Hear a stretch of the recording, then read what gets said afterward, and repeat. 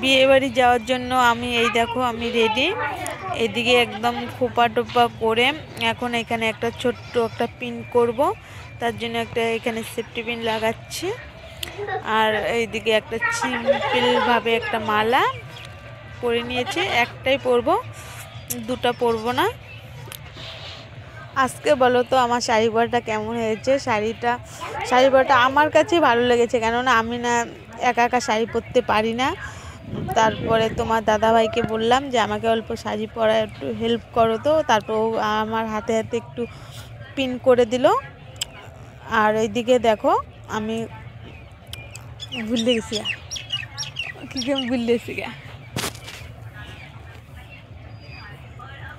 এই দেখো আমার কুপারটাও কিন্তু দেখতে খুব ভালো লাগছে, আর দুটো ফুল দিয়েছি।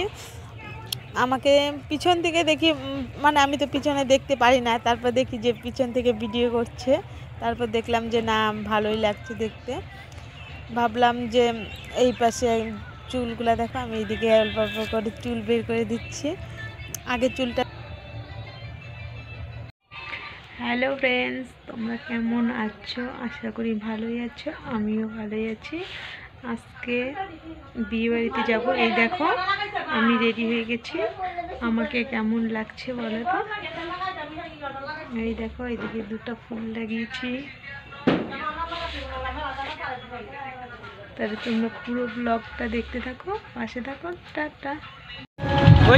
ফাইনালি বন্ধুরা এই দেখো আমি বিয়ে বাড়িতে চলে এসলাম, আর আমি আমার শাশুড়ি ভিতরে ঢুকছি, আর পিছন থেকে আমাকে ভিডিও ক্যামেরা করছি। চলো যাওয়া যাক ভিতরে।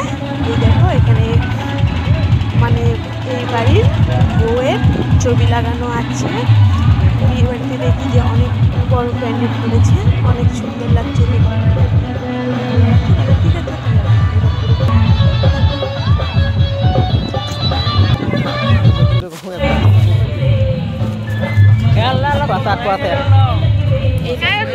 একটু ভিডিও করে নিচ্ছি,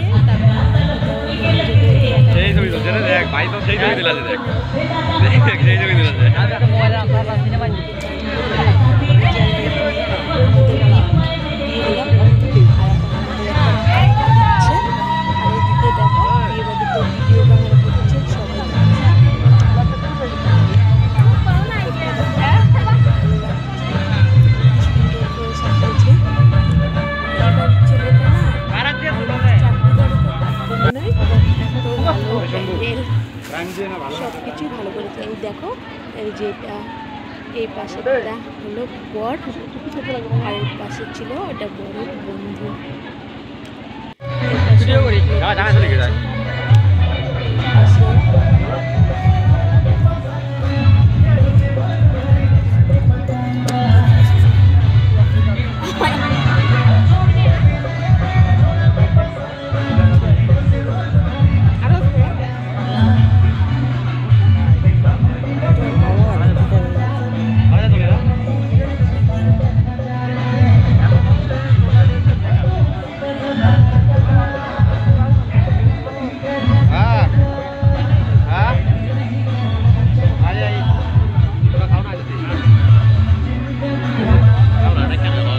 দাঁড়িয়ে তুলতে তার সিদ্ধান্ত করলো।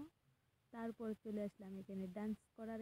এইখানে দেখো ছেলেরা কি সুন্দর ডান্স করছে, মেয়েরাও